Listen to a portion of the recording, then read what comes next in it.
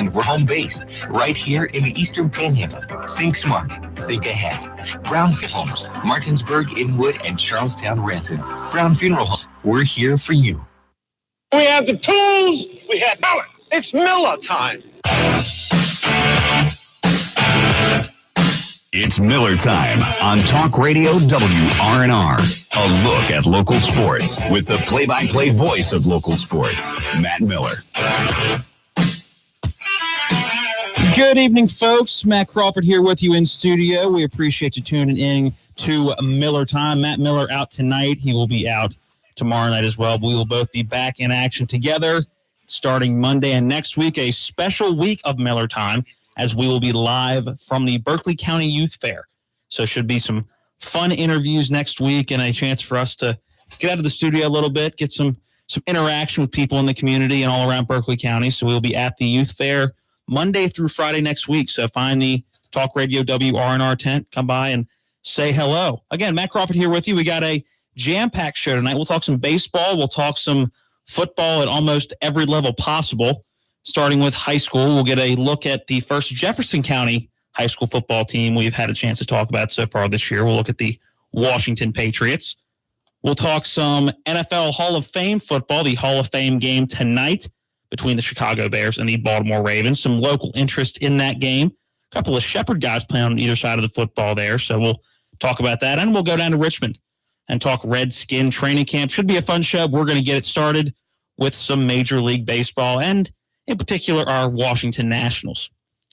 The Nationals yesterday, day baseball, as you heard right here on Talk Radio WRNR. They got the win over the Mets 5-3, put the Nationals above 500 at 54-53. The Nats have quietly won 5 of 7. I still think it's too little too late, but they've won 5 of 7. So at least trending somewhat in the right direction. But in the historic night, I guess is the best way to say it, a couple nights ago they beat the Mets 25-4. That would have been Tuesday night. Most runs in a single game for the Washington Nationals and or the Expos, taking you back to the Montreal and or the Puerto Rico Expos, and most hits in a game, largest margin of victory, all sorts of records being broken. But right now, really the only story, I don't want to say the only story, but the biggest story of that night that people are talking about is Sean Kelly getting demoted or designated for assignment.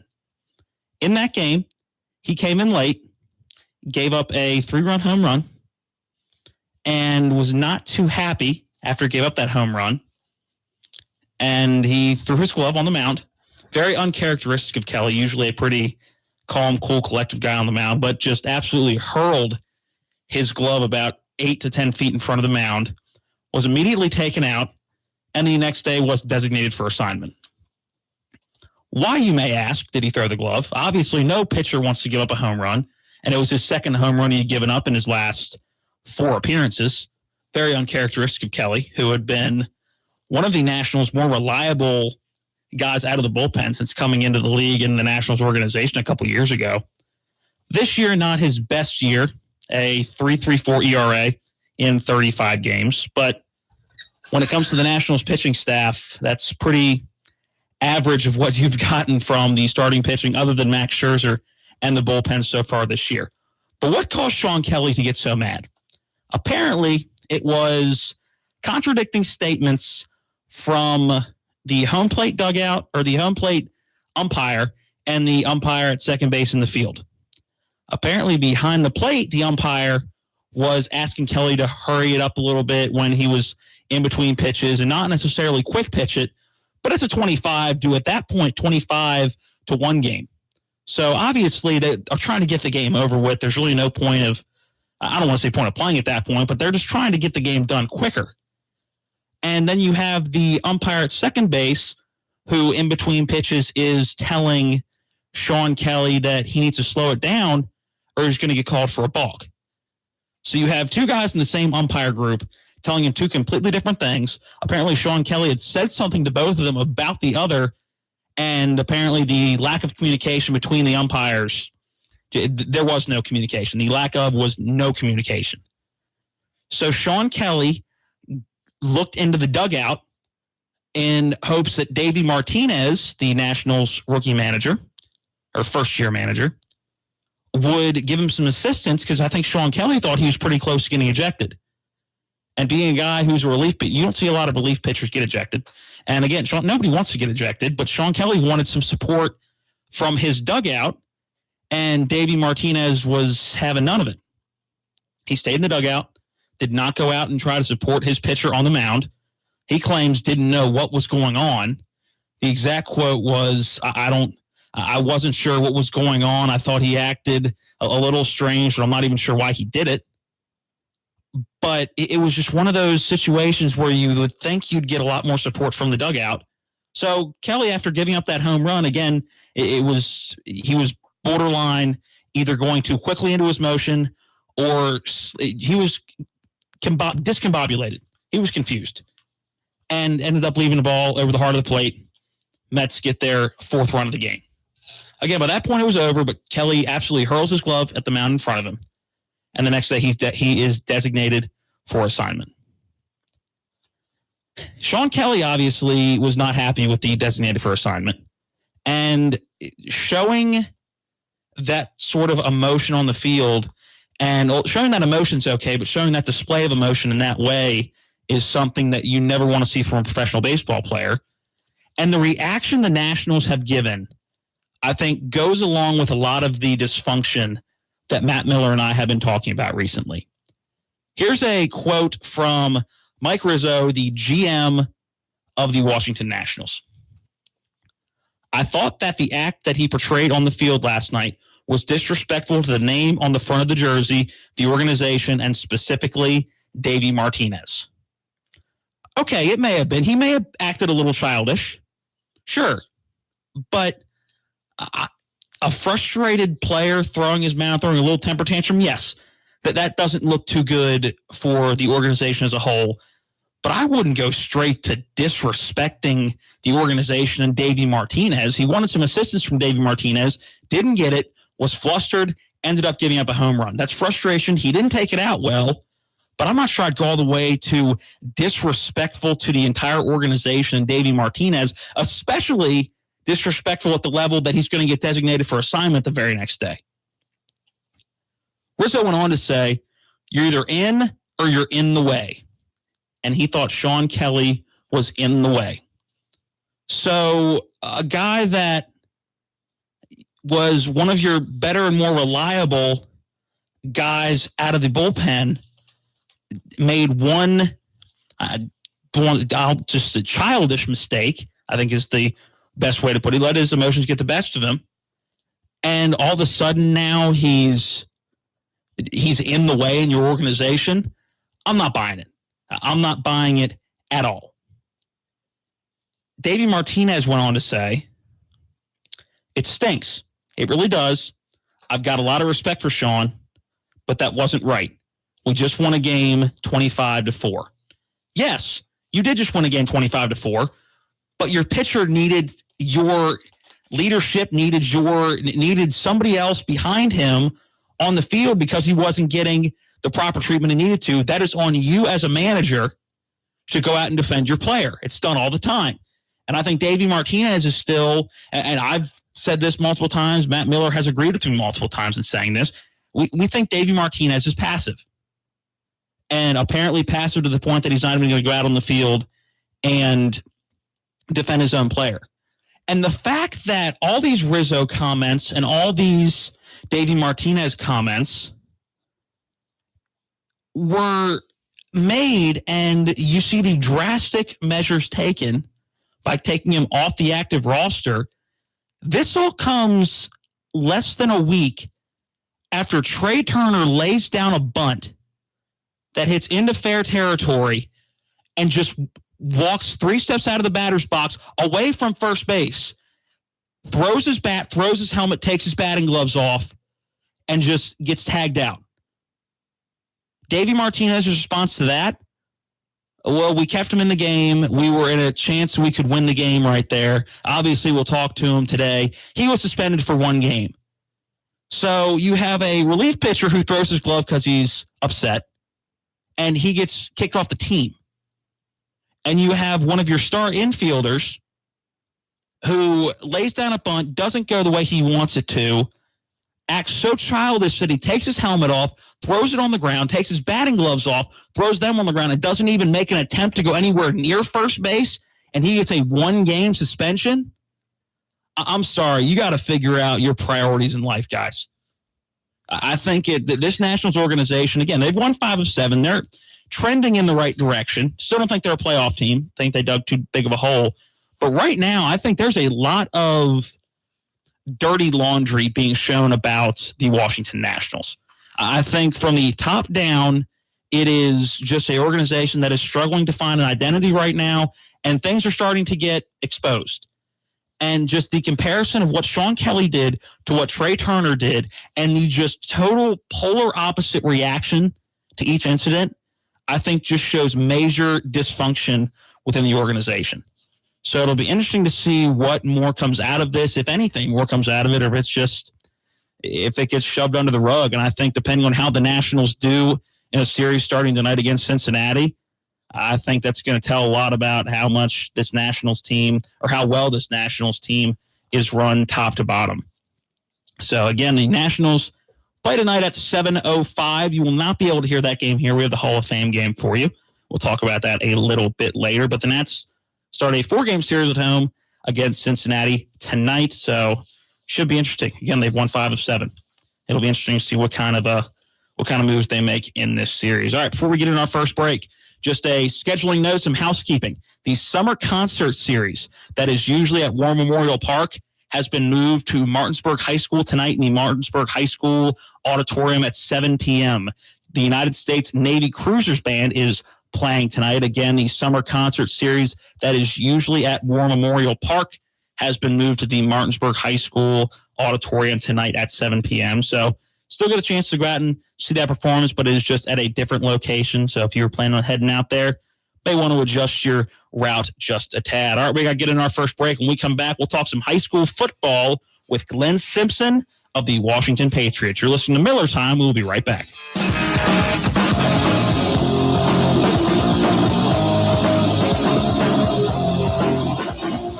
Life is complicated, but your finances shouldn't have to be. At BCT, we simplify your financial life.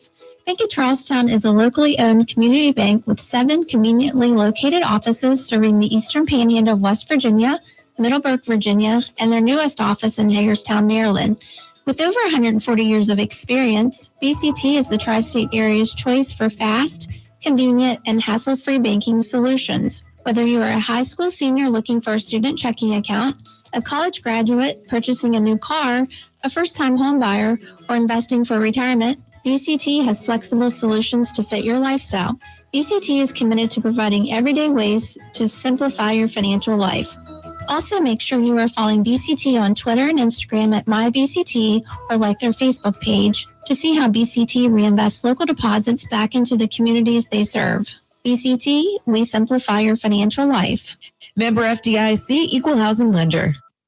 I'm John Schriffen with NFL Network Now on the Westwood One Radio Network. On Wednesday, Indianapolis Colts offensive lineman Jack Newhart announced he's retiring from the NFL after just 4 seasons. Knee injuries have plagued the 26-year-old lineman since 2016. The Patriots have released wide receiver Jordan Matthews. Matthews, who signed a 1-year deal with the Patriots in free agency, has been dealing with a significant hamstring injury. He previously played for the Eagles and Bills. Ohio State head coach Urban Meyer was placed on paid administrative leave Wednesday while the university investigates whether he had prior knowledge of a 2015 domestic violence accusation. Now, the accusation involves former wide receivers coach Zach Smith. And we're less than 24 hours away from the 2018 preseason officially kicking off. The Bears and Ravens square off tonight from Canton, Ohio, in this year's Hall of Fame game. You can catch the game at 8 p.m. Eastern on NBC. This has been NFL Network Now on the Westwood One Radio Network. If you or someone you know is struggling with addiction, please call this toll-free number right now, 800-390-9528. That's 800-390-9528. By calling your addiction team, you're taking the first steps to recovery. The help you need could be one call away. 800-390-9528. Make the free call now. 800-390-9528. Your addiction team is a third-party advertiser for various treatment centers and placement networks. Individual results will vary. Visit youraddictionteam.com/terms for more information. The national debt is now over $20 trillion. What happens next? Rising inflation, drops in the dollar's value. Some experts say another crash is coming. You can fight this, not with stocks or bonds, but with gold and silver coins in an IRA from Augusta Precious Metals. Call 855-858-5807 and learn how an IRA backed by physical gold and silver can hedge against inflation. Call Augusta Precious Metals right now at 855-858-5807 and get a free gold IRA guide. Call 855-858-5807. WVU Medicine is committed to recruiting highly qualified medical professionals and is pleased to introduce several new providers who've joined our medical staffs at Berkeley Medical Center and Jefferson Medical Center. Dr. Farnaz Hushman, Pulmonology, Dr. Craig Clark, Orthopedics, Dr. Jeffrey Bowman, Obstetrics and Gynecology, Dr. Kevin Hibbett, General Surgery, Dr. Sam Wanko, Hematology Oncology, Dr. Consuelo Cruden-Parham, Obstetrics and Gynecology, and Dr. Apoorv Prasad, Neurology. WVU Medicine, growing to meet the needs of our community. L.A. Roberts is Berkeley County's oldest jeweler, where every season is new and exciting. In fact, new is old school to us, and though it's nothing new, our old traditions like exceptional service, quality, and value maintain L.A. Roberts Jewelers as the old master among so many new kids on the block. Whether you're a newcomer or part of the old guard, entrust all your fine jewelry needs to L.A. Roberts, Old World Jewelers for a new age, in historic downtown Martinsburg.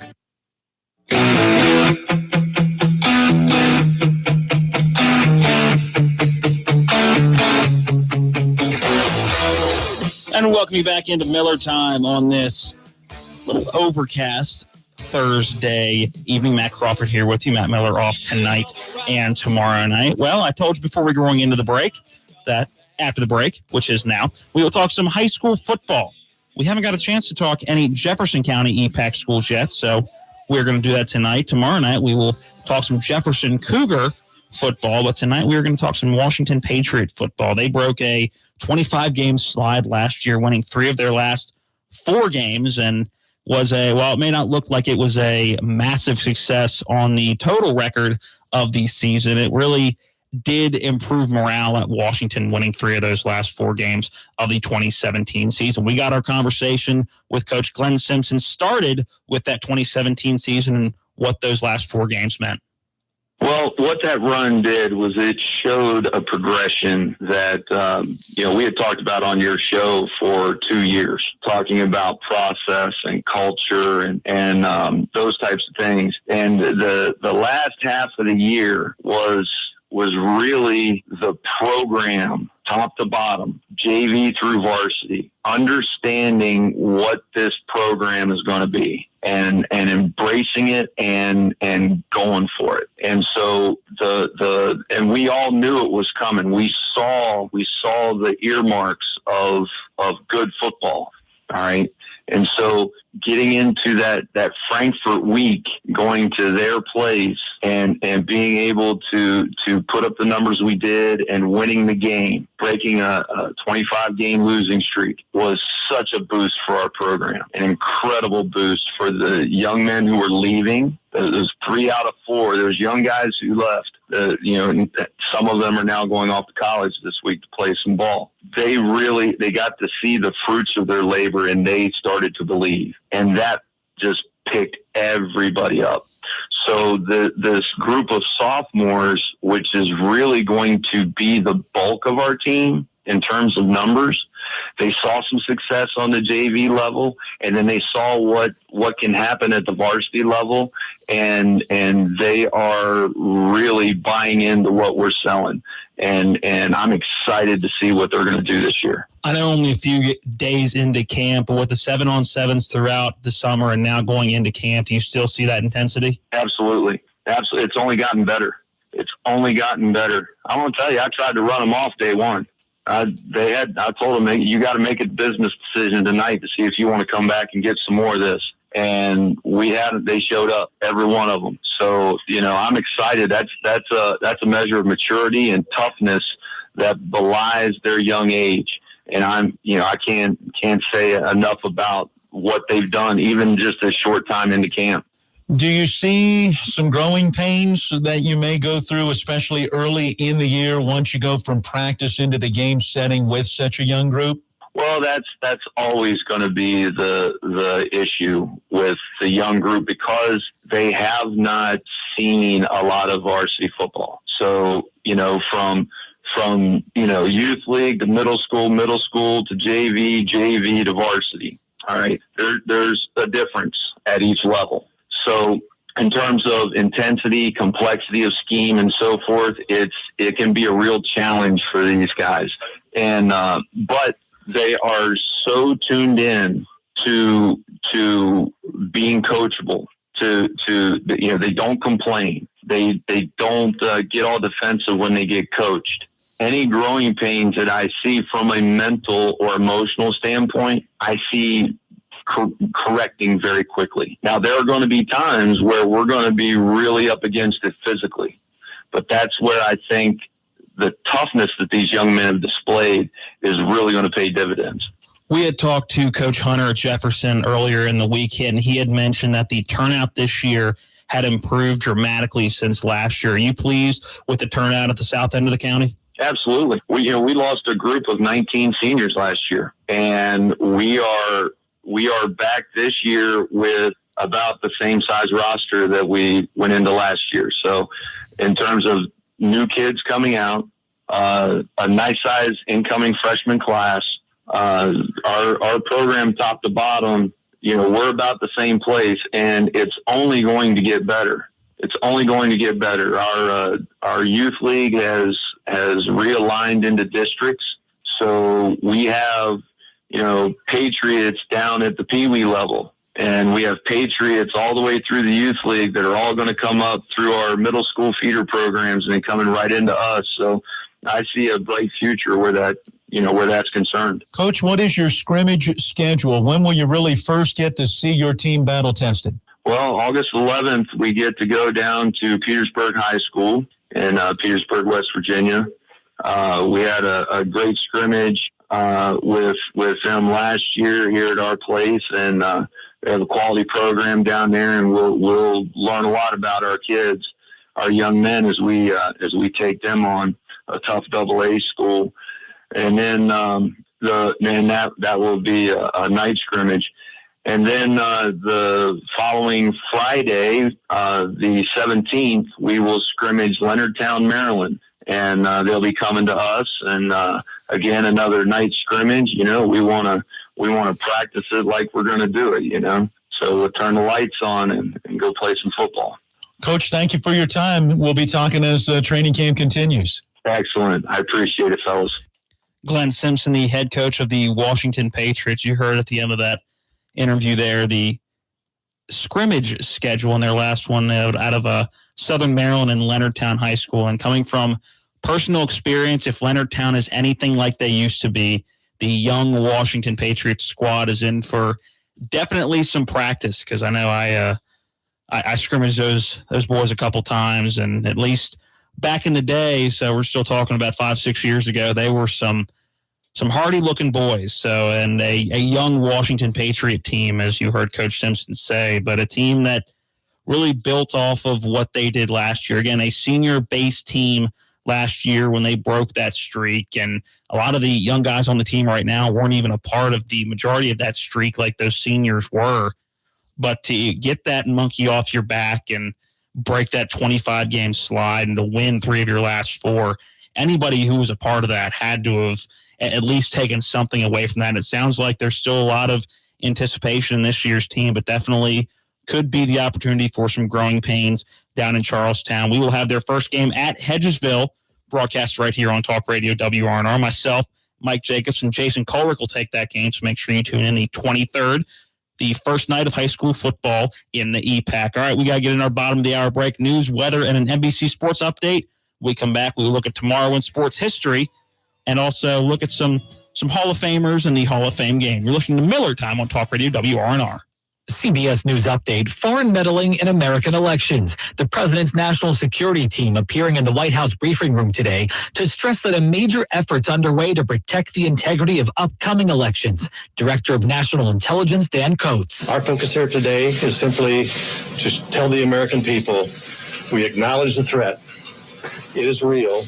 It is continuing, and we're doing everything we can to have a legitimate election that the American people can have trust in. Mr. Trump's aides say Russia is behind pervasive attempts to interfere, even though President Putin denied meddling directly to Mr. Trump's face last month. Correspondent Ed O'Keefe. You had the general head of Cyber Command there say they've been told, if need be, they can take actions against actors who may be doing this. I asked them directly, have you been ordered to take offensive operations against Russia or anyone else who's been doing this? He didn't answer it directly, but certainly signaled there that perhaps they have done that. CBS News Update, I'm Matt Piper.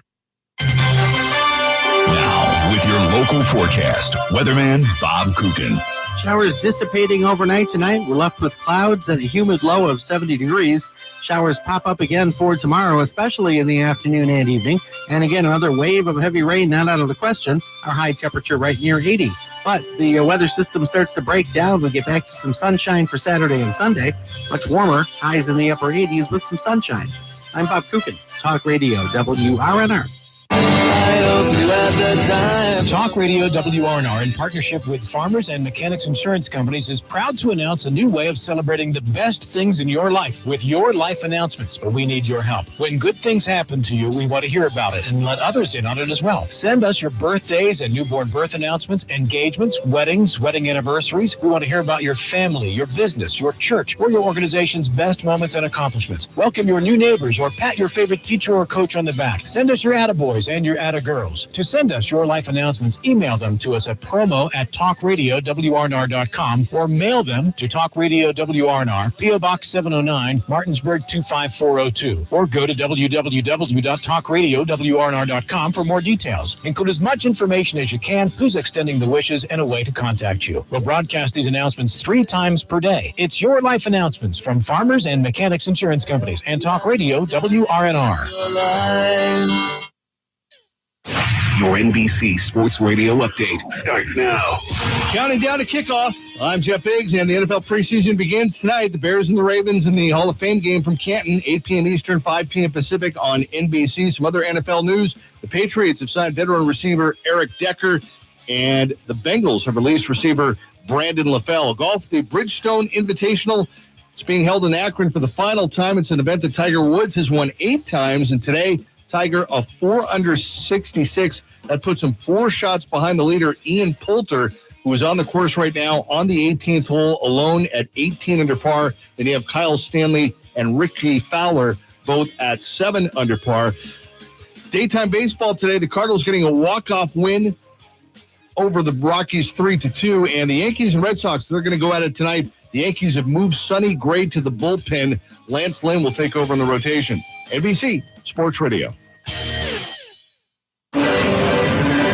The youth of Berkeley County invite you to the 71st Annual Youth Fair, Saturday, August the 4th through Sunday, August the 11th at Harry Shelley Park. Highlights include truck and tractor pulls, demolition derby, bull riding, eating and milking contests, a livestock sale, and a chicken barbecue on Wednesday. Enjoy indoor and outdoor exhibits and the carnival on the Midway. Support our young people at this year's Youth Fair. See the full schedule of events at berkeleycountyyouthfair.org. It's time for your Berkeley County Health Department summer safety tips. In this segment, Kara Harding advises us on safe grilling temperatures. Some people like their burgers well done. Some like them medium. You really should temp it to 155 on your burgers. With steaks, 2 minutes on each side is the rule of thumb. But chicken, too, a lot of times people are barbecuing chicken and such, and that's your highest cooking temperature of 165 degrees. Have a safe summer from the Berkeley County Health Department. Find out more at bchealthdept.org.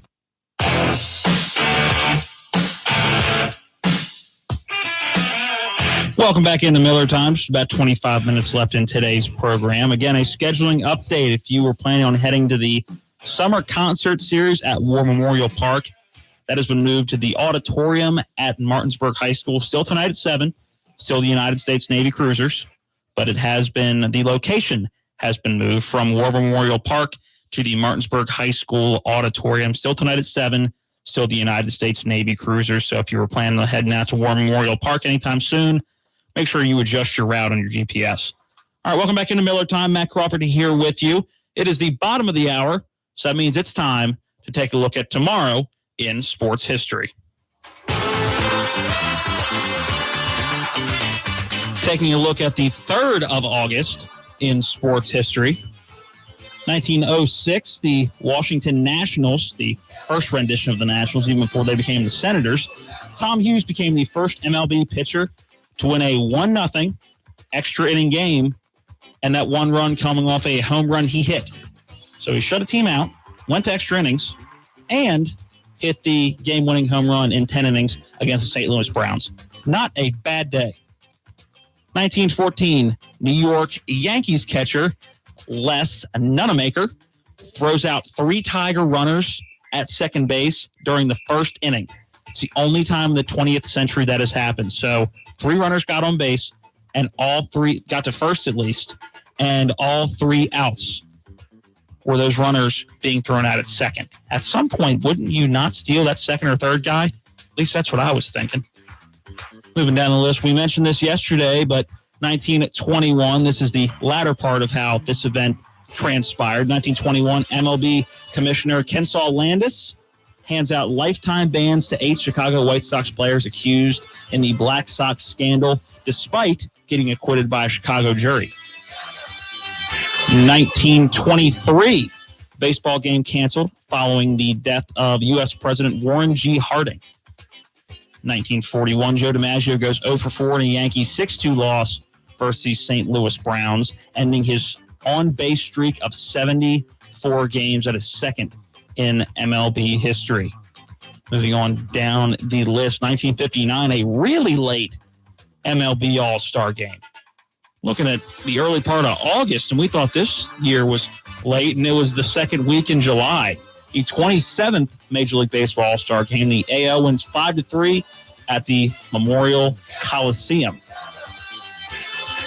And also in 1959, the AL beats the NL 5-3 in Game 2 of an All-Star game doubleheader. So apparently in 1959, I'll do some research on this, and we'll talk about this tomorrow. Apparently in 1959, there was a doubleheader All-Star game played. That seems a little unnecessary to me. 1986, the first NFL American Bowl, a exhibition game at Wembley Stadium in London. The Chicago Bears beat the Dallas Cowboys. Love to see that, no matter what it is. 17-6. Moving on down the list, 1989, future Hall of Famer left fielder Ricky Henderson sets AL mark of 50 stolen bases in 9 of his first 11 seasons. That's not too bad. Not too bad at all. And one more for you. 1990, New York Yankees rookie first baseman Kevin Moss sets a MLB record for hitting 10 home runs in the fewest number of at-bats, 72. So 10 home runs in his first 72 at-bats. Not too shabby, Mr.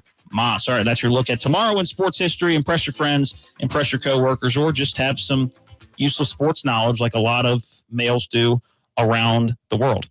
Hall of Fame game tonight. That is tonight, not tomorrow. The Hall of Fame game tonight from Canton, Ohio, the official start of football season in the NFL and really everywhere because nobody else has played a game yet. It may be the preseason, but it's still football nonetheless. I'll be watching tonight, I'm sure. Caleb Falero will be watching tonight, being a diehard Ravens fan. And I'm sure a lot of people around here will be watching. We mentioned this yesterday and a little bit earlier in the show. On the Chicago Bears side, former Shepherd defensive lineman E.J. Norris. And on the Ravens side, the sack leader at Shepherd, graduating last year, did his internship here, Miles Humphrey. So some local interest tonight in the Hall of Fame game. Hall of Fame game is to represent the Hall of Famers. It's to represent the start of football season, but also represents the new Hall of Fame induction class. And with the more modern era players starting to go into the Hall of Fame, it is starting to look at players that are either still playing or have just decided to retire playing NFL football. And I figured that Caleb and I would take a look at this list. Caleb being an avid NFL fan like I am. We know that Matt Miller has decided that he is vetoing the NFL this year. Just giving him a hard time. He'll still watch it. I'm still waiting for it. But ESPN put out a list of 10 players that they think are borderline Hall of Famers. I'm going to read one by one, and I'm going to have Caleb say what he thinks. All right. And then I'll have my opinion. And some of these, you're looking at going, really, this is a borderline Hall of Famer? Is that has the rest of the league been that scary good? Start with Jason Peters, offensive tackle for the Eagles, been a absolute monster at that position for a long time, his entire career in Philadelphia. What do you think? Oh, he's protected their quarterback's blind side forever. I think he's a beast. The only thing, it's hard for, he will get, I guess he will get in eventually. I guess we're not talking about first ballot guys either. So Hall of Fame just at any point in their life. So yeah, I think I always think Jason Peters would get in. Again, a guy who's been to 9 Pro Bowls and 2 first-team All-Pro appearances and 4 second-teams. So that's a pretty good resume. Darrelle Revis Island. Yeah. He had a whole, thing. He had a whole island for what, 2 years? Yeah. I'm not sure Darrelle Revis is a Hall of Famer. Well, he's got 4 All-Pro appearances. Okay. That means he was good for a short period. We're talking about a whole career. When I think of the NFL, when I think of any Hall of Fame, you get in if you can't write the story of the game without that player. Can you write the story of the NFL without talking about Darrelle Revis? Yeah, definitely. Yeah, all right. So that was the name that really stuck out to me. It's like, I'm not sure he could lock down anyone, their best player. For a brief period of time, it was Revis best wide receiver. I will admit that. But it wasn't a very long period of time. So maybe he'll get in, but not first ballot. Oh, definitely not first ballot. Terrell Suggs. He's getting in first ballot. Hands down. I don't know how he's even a borderline. Second best Ravens linebacker of all time. Yeah. Only behind one of the greatest inside linebackers of all time. Yep. In Ray Lewis, who's getting in this year. Right. So he had to fight. A couple of good linebackers getting in this year. Yeah. You have Ray Lewis and Brian Urlacher have you seen Brian Urlacher with hair? No. He's got a full head of hair now. I guess he didn't like the hair with the helmet. He did, and that was it. I figured he was just bald. He's got a full head of hair that he said it was just based on staying cooler. I guess he never heard of the Skull Caps. I guess not. All right, going to the third one. Beast Mode Marshawn Lynch ranks 18th all-time in touchdowns, but 31st all-time in rushing yards. I don't think Marshawn Lynch is a Hall of Famer. I don't think he gets in, and it's kind of like the T.O. situation. T.O., people didn't like him. The media didn't like him, and the media does not like Marshawn Lynch, just the act he puts on. I just don't. Yes, he's a powerful running back. Yes, everybody remembers that game against the Saints in the playoffs. I just don't think his stats are necessarily Hall of Fame worthy. Was he a good running back? Yes. Could he put his head down and hit a hole run over a outside linebacker or a cornerback or safety? Absolutely. I just don't see him being a Hall of Famer. Tough call. Very tough call. That truly is a borderline. Yeah. Phillip Rivers. How many Super Bowls does he have? How many Super Bowls does Dan Marino have? Okay. Just saying. Super Bowls aren't necessarily everything. I see Phillip Rivers being a Hall of Fame quarterback. He's had some phenomenal. He's been one of the most consistent and highly ranked regular season quarterbacks the entire time he's been in the league. Yeah, he's pretty great in the regular season. Sorry, Hornby, but I don't think Phillip Rivers gets in there. You don't think he's a Hall of Fame quarterback? I was going to say, you're going to offend station owner Mike Hornby with that one. I think he is a Hall of Fame quarterback. And I believe that Mr. Hornby is on the line because we miraculously just got a call. Is this Mr. Hornby? You guys are off your rocker if you think Rivers is not a Hall of Famer. I said, did you hear me? I said he was a Hall of Famer. Okay. Well, I was calling in so fast that I missed the second part of the conversation. Yeah, I think he's been one of the most consistent regular season NFL quarterbacks since 2004. So I think he is definitely a Hall of Famer. Definitely a Hall of Famer. Look at the stats. Number 9 all time in passing. 9th all-time in total offensive yards, total passing yards, 8th in passer rating, 6th in touchdown passes. Yeah, Caleb, you're nuts. He's definitely a Hall of Famer. And he's a Charger.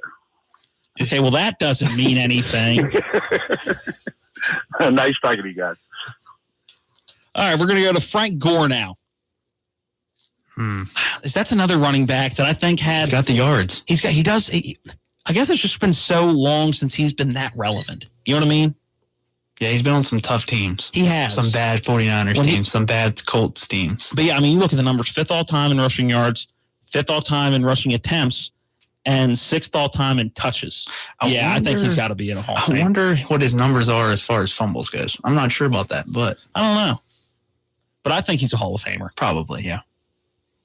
Adam Vinatieri. First ballot. Absolutely. Best kicker. I was going to say, he's talking about the best. If not the best kicker. The best kicker and most clutch kicker. Yeah. In NFL history. And he's been doing it for how long? And in New England, where it's snowing all the time. Yeah, he's been bad weather in New England. Then he went to, Indianapolis is inside.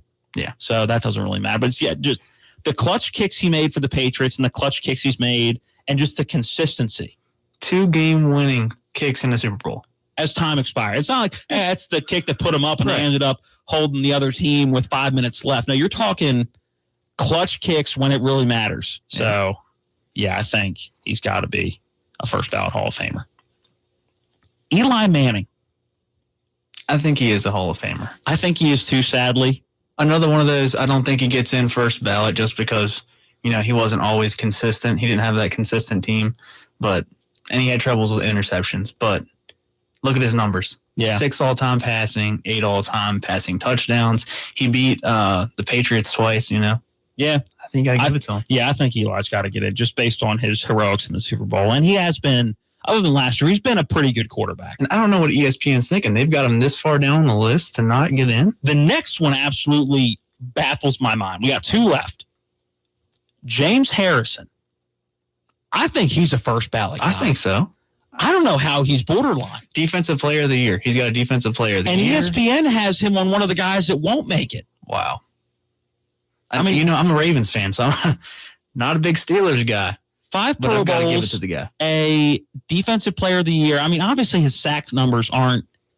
He's 52nd all-time in sacks. It's not phenomenal, but you're talking about a guy that put pressure on quarterbacks and locked down that side of the defense and could drop back in coverage. Yep. So I think I don't know how they think he's out. And the last one, Carson Palmer. I do not think he's a Hall of Fame quarterback. Nah, I think they got this one right. He's definitely out. Yeah, he's definitely out. I think he's played for a long time. I think he was better in Arizona than he was in. I think what really hurt him was the injury bug in his career. I would agree with that. I would wholeheartedly agree with that. So I just thought it'd be a fun way to look at some modern guys that in a couple of years you're going to see their names on the ballot and see just you think they were good for either a brief period of time or they were household names for a while. But some of those names I just don't see Marshawn Lynch being a Hall of Fame running back. I don't see Carson Palmer being a Hall of Fame quarterback. But again, they were guys that were at the top of the league year in and year out, give or take a few years. So just interesting little segment I thought we'd throw in tonight. Thank you, Caleb. Appreciate it. All right, we got to get in our last break. When we come back, we'll talk some Redskins football, head down to Richmond, and hear from the anchor of the Redskins defense, Ryan Kerrigan. You're listening to Miller Time on Talk Radio, WRNR Martinsburg.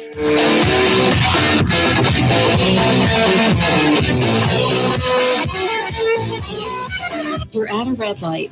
Sometimes it seems like they never change. You wish you could magically turn that red light green. I'm Lori from Bechtel Jewelers. I can't help you with the street lights, but I can help you if you happen to have red lights at home. Red lights at home are even more frustrating than red lights on the street. No matter what you do or say, she gives you the red light. Is it possible to change that red light to green? I have incredible news. Unlike red lights on the street, you really can turn red lights at home into green. Put our light-changing gifts to the test. Stop in at Bechtel Jewelers. In minutes, we'll send you on your way with a little box that has a light-changing surprise for her inside. A beautiful diamond ring, earrings with her favorite gems. We'll help you pick the perfect gift. And when she sees her gift sparkling up at her, well, those red lights at home turn to green. Bechtel Jewelers, Route 11 South, Inwood. We'll help you turn red lights into green. The Pizza Oven of Inwood, a delicious and affordable family tradition since 1996. But the Pizza Oven is more than just great pizza. They've got a menu for everybody, and they're famous for their cheese fries. Hungry for lunch? Every day from 11 a.m. until 2, you can enjoy the all-you-can-eat buffet, just $5.99. There's dinner specials Monday through Thursday, and you've got to try the new homemade desserts like their signature Gilligan's Island pie. It's the Pizza Oven of Inwood. Comfortable, casual dining and takeout. Call 304-229-6701. The Pizza Oven. I'm Joe Ferretti of Ferretti Law Office. The most common question I hear from people injured in an automobile wreck or because someone else was at fault is, can their insurance company do that? If you call Ferretti Law Office at 264-8505, I will answer that question and other questions you have for free. Get educated and get ready to fight back. Call 264-8505 to protect your rights and get the compensation you deserve. Put my 31 years of personal injury and trial experience to work for you. At Ferretti Law Office, we're here to help. If you want to experience moments of joy, excitement, and satisfaction, visit the Honda Summer Spectacular event, where well-qualified buyers can get 1.9% APR on the 2018 Honda CR-V LX, part of KBB.com's 2018 Best Overall Brand. You've just entered car buying bliss. Miller Honda, south of Winchester, home of the lifetime powertrain warranty. www.mymillerhonda.com. See dealer for financing details based on 2018 branded majors from Kelly Blue Book. Visit KBB.com for information. French Greenback for Panhandle Printing and Design with the story of Billy Bennington. Billy wanted a new best friend, so he brought home a puppy. He didn't know his new best friend would keep him up at night. Now Spot isn't a puppy anymore. After almost a year of sleepless nights, Billy doesn't think of Spot as his best friend. That's when he turned to this intrepid reporter for Panhandle Printing and Design to help. I know if you need help with everything from design to production of stationery, envelopes, business cards, invitations, vinyl signs, banners, vehicle wrap, and more, your one-stop print shop, Panhandle Printing and Design, can help. They have something for everyone at Panhandle Printing and Design at 124 North Maple Avenue in Martinsburg. Call 304-267-7400, and you can even find them online, too. Here you go, Spot. Fetch. Well, Billy might have a few more sleepless nights, but don't stay up nights worrying about your printing needs. Depend on Panhandle Printing and Design. And here he goes. West Virginia football. He's going to go all the way in. Touchdown. Lives here. And here we go. A home run ball deep downfield. And he makes the catch right up the middle. He goes. He's on his way. It's a foot race. He's going to score. 15, 10-foot end zone. Touchdown. West Virginia. Join us all season long on your home for the Mountaineers. The Mountaineers Sports Network from ING. The season begins September 1st on Talk Radio WRNR, your local leader in talk, news, sports. That's great, it starts with an earthquake, birds and snakes, an airplane. Lenny Bruce is not afraid. I have a hurricane, listen to yourself, church. Welcome back into Miller Time. Just about 6 minutes left in this Thursday program. Almost Friday, almost the weekend. The more important part, almost the weekend.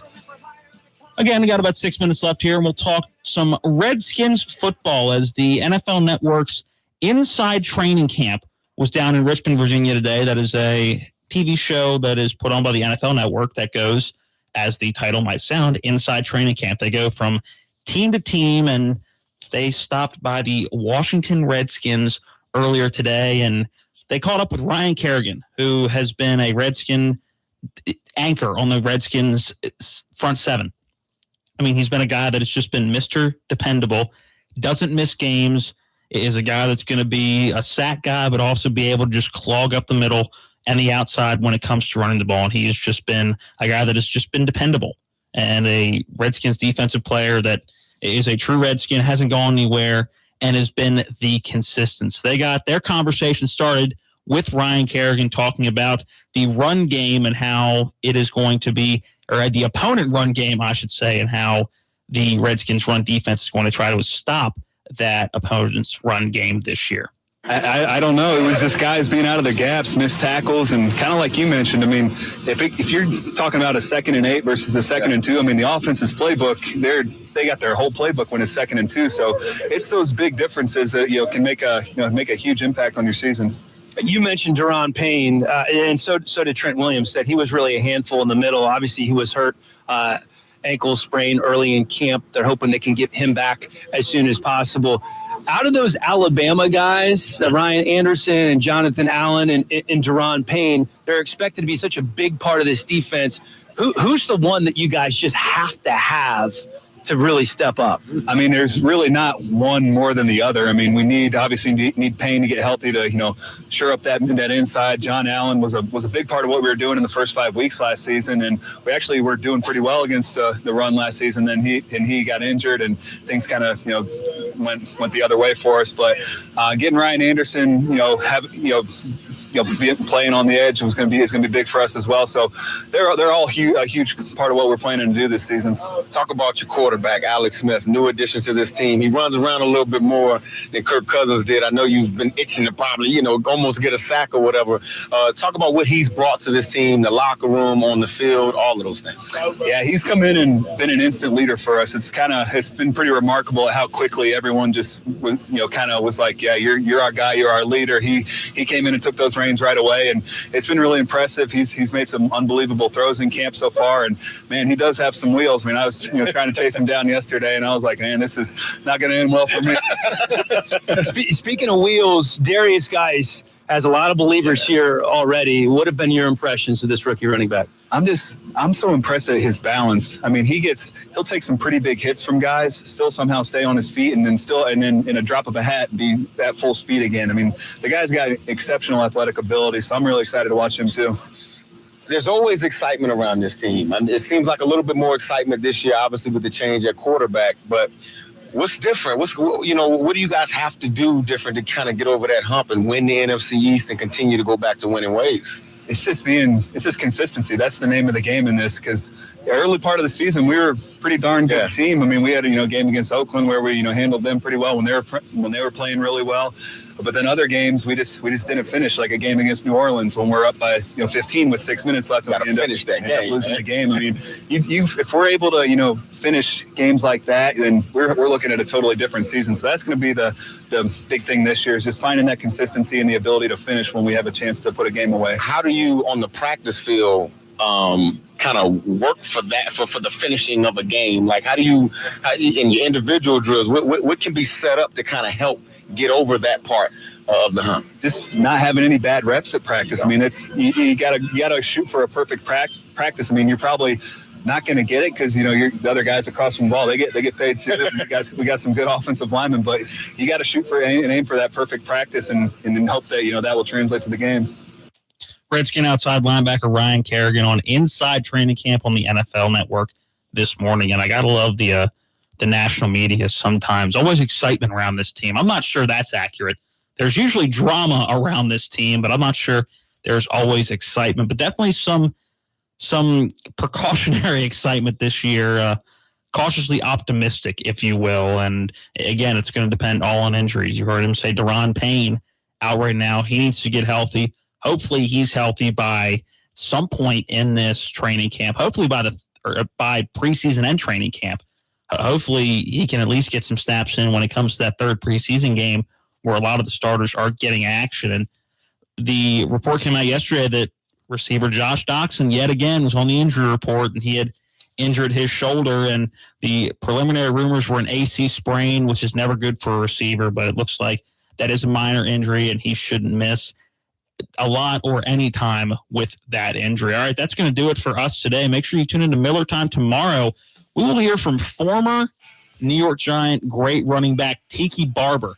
Matt and I are going to talk to him about the NFC East and the Redskins and just get a former NFL back's opinion on what the NFC East looks like this year. You're listening to Miller Time on Talk Radio WRNR Martinsburg. We will see you this time tomorrow. Now your local news from Talk Radio WRNR.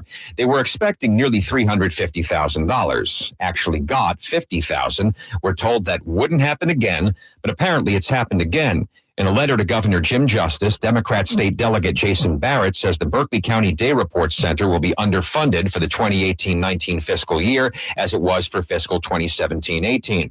He said for every 30 people the center serves, the county saves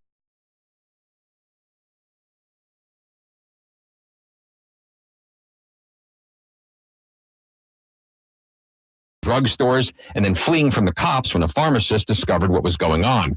Police say 28-year-old Mario Sam of Frederick, Maryland was